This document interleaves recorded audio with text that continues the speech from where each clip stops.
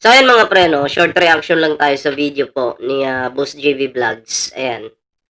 About po dito sa issue nga, okey, yung mga nanggigipit ngayon sa Team Daddy Frankie, sa kanilang mga pagtulong. Pag-usapan po natin yung panggigipit po sa kanya 'no, kasi, talagang harassment na po ito, 'di ba? Oo, kasi andito po si Bandam siyempre, sabi nga ni Bandam, eh, okey naman siya diyan, bakit siya kukunin?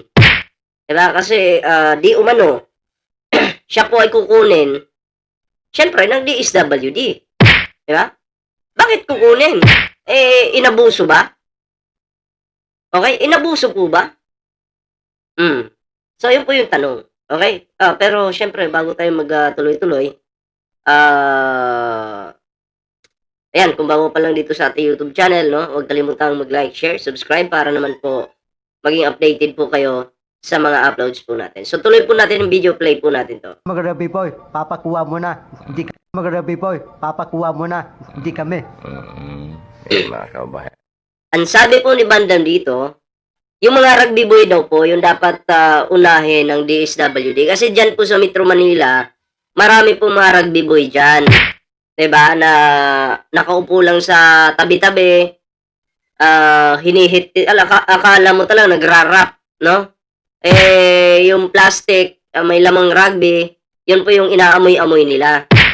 Ang tanong po dito, bakit ang tamad-tamad nitong DSWD na 'to?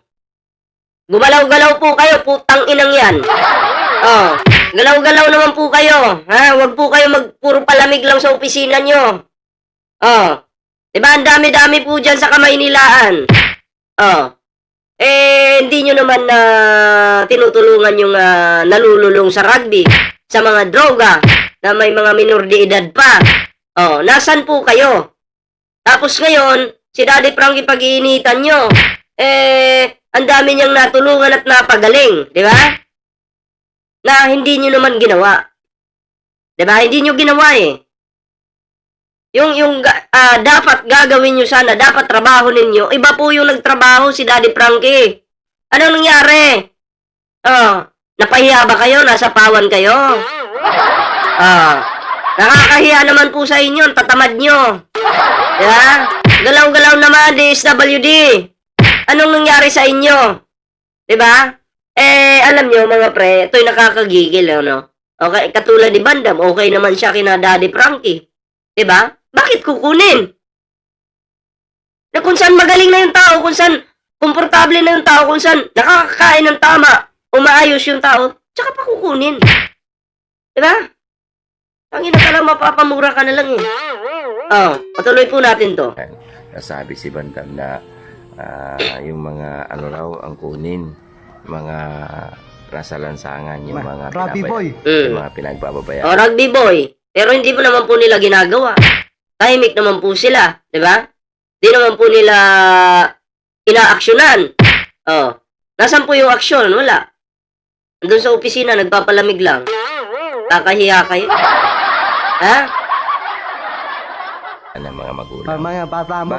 Bakit gusto mo nilang makuha ikaw ang gusto? Bakit nga ikaw ang gusto samantalang maayos naman ka dito, no? Maayos naman. Bakit kukunin? Diba?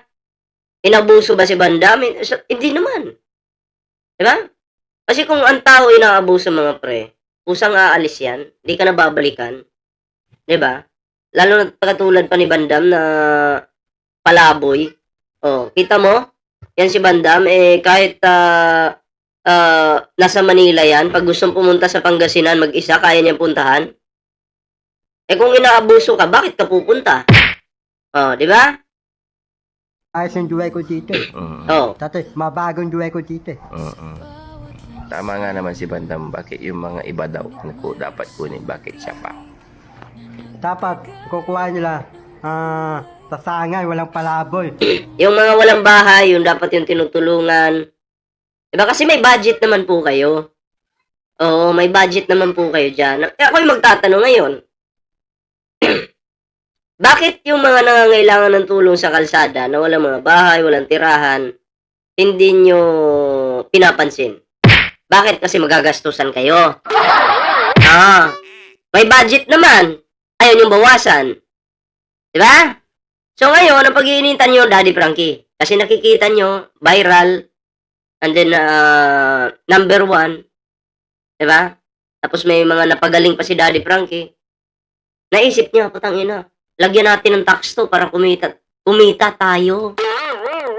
Aba, pag hindi naman nag-comply si Daddy Frankie, kukunin niya yung mga beneficiaries. Panghaharas po ang tawag dyan. Diba? Wala po kayong karapatan na kunin yan. Kasi, maayos naman yung tao. Diba? Hindi naman po inabuso. So, wala kayong karapatan. Diba? So, parang ang dating dito, gagatasan niyo pa si Daddy Frankie.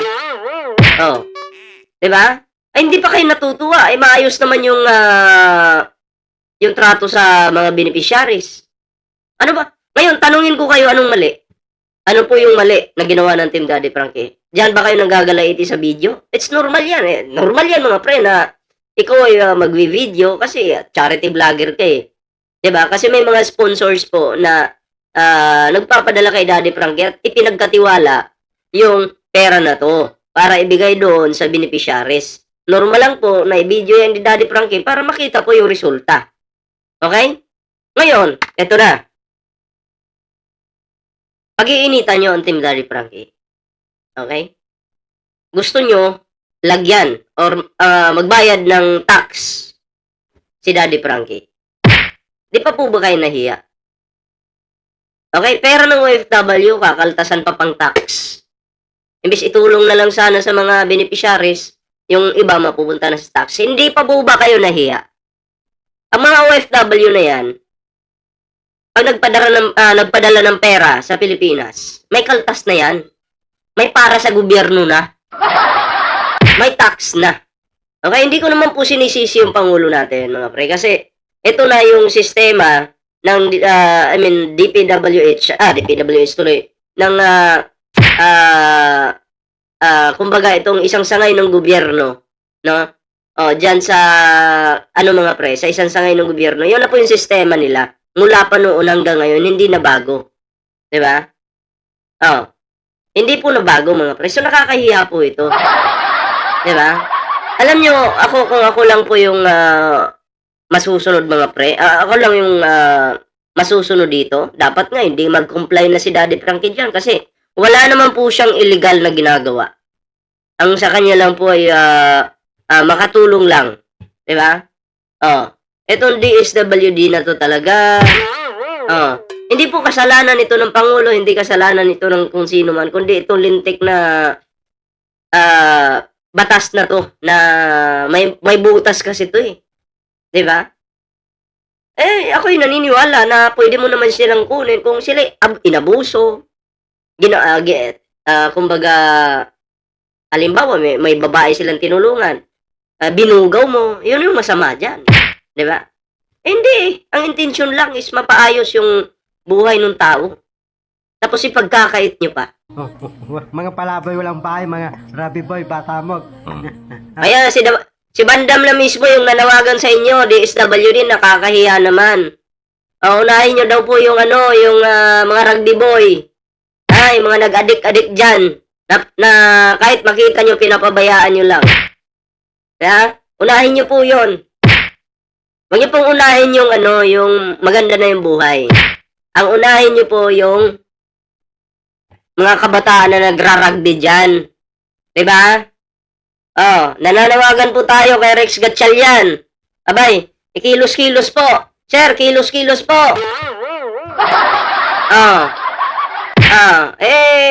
Maaari na wala kang alam dito, pero kung ito'y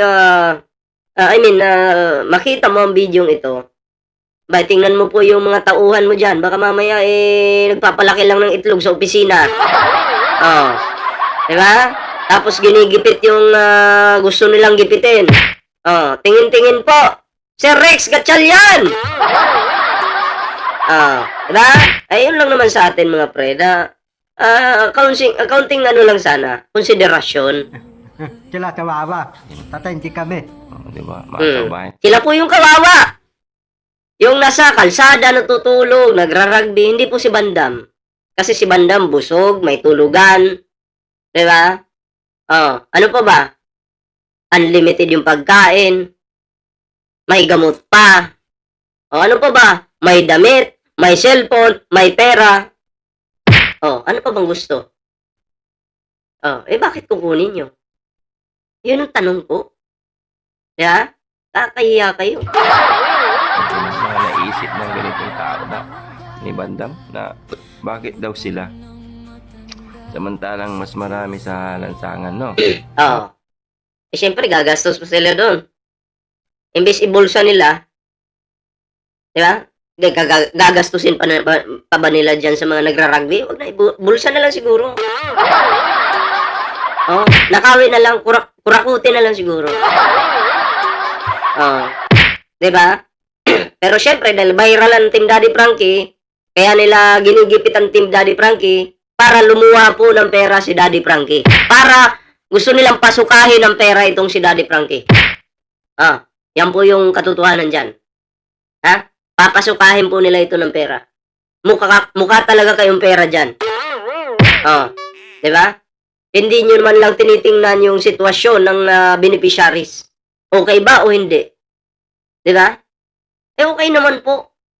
Ang pagtuunan nyo ng pansin, yung mga scammer na ginagamit itong mga mahihirap as nai-scam mga OFW. Yun po yun. Wag naman itong tao na totoo naman yung ginagawa. Pwede nyo naman siyang imbestigahan. Kung totoo ba talaga itong mga pagtulong? Totoo ba talagang gumaling? Totoo ba talagang may shelter? Totoo ba talagang may tulugan? Totoo ba talagang nakakakain ng tama? Araw-araw? Totoo ba talagang nakakainom ng gamot? Totoo ba talagang pinagamot? Pag nasilip nyo yan, at sa tingin ko, mukhang, pag nasilip nyo yan, at okay naman, gigipitin nyo pa ba? Yan yung tanong. Gigipitin nyo pa ba? Kasi ito para na nilang tinuring na pamilya eh. Oh. Para na nilang tinuring na pamilya. Oh.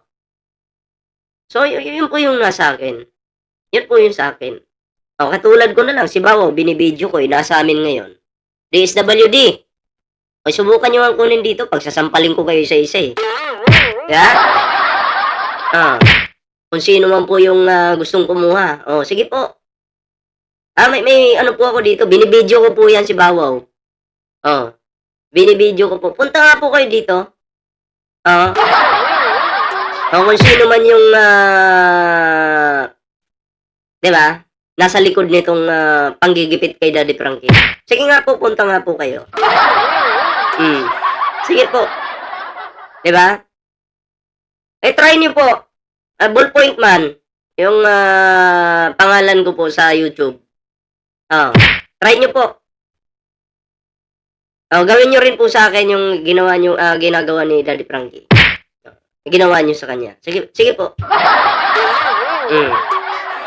Tama ka, Bandam. Tama ako. Sermonan ko pa kayo sa nako. Samantalang mas marami pa sa lansangan. Bakit nakikita mo na mas marami sa lansangan? May maganda silang gustong mangyari sa kanila. Kaya nila kukunin. Pero kami po, mga kababayan, hindi rin naman talaga namin sila pinapabayaan dito. Ay, kita naman po natin. Dahil sila, Okay naman po yung trato sa individual ng mga beneficiaries, 'di ba? Dati ang papayat nila, ngayon ang tataba na. ano yung ano namin. Tinuring namin silang kapamilya, mga kababayan. Hindi naman talaga namin Kaya mga pre, ano po yun yung reaction dito at opinion? I-comment nyo lang po para mabasa naman po natin yung inyong mga response or komento mga pre. Ano? Kasi ako, hindi po talaga ako pabor sa action po ngayon ng DSWD. Pasaway. Diba? Isa lang nakikita ko dyan. gusto nilang pasukahin ng pera si Daddy Frankie. Yan po ang katotohanan dyan. Okay? Di pa po tayo dito nagtatapos mga pre. Abangan nyo pa po yung mga susunod nating reaksyon sa video ito mga pre. Abangan po. Marami pa po tayo mga pasabog. Ayan. Ayan, share po natin ang video ito at patuloy po nating suportahan ang Team Daddy Frankie. Lalo na ngayon, may mga pinagdadaanan po. Okay? Ang Team Daddy Frankie. So, yun lang muna yung ating video. At syempre, no, shoutout muna tayo sa mga mga solidong viewers natin dyan, sa Team Daddy Frankie viewers. Syempre, sa mga reactors po ng Team Daddy Frankie, no, shoutout po sa inyo. At syempre, no, sana wag niyo pong wag kayong magsawa na sumuporta sa Team Daddy Frankie. Syempre, sa mga nagre-react po sa mga videos ni Daddy Frankie, maraming salamat po sa inyo. At yun lang po yung ating video ngayon. Ako'y magpapaalam po muna pansamantala. Ingat po kayo lahat at magandang gabi po.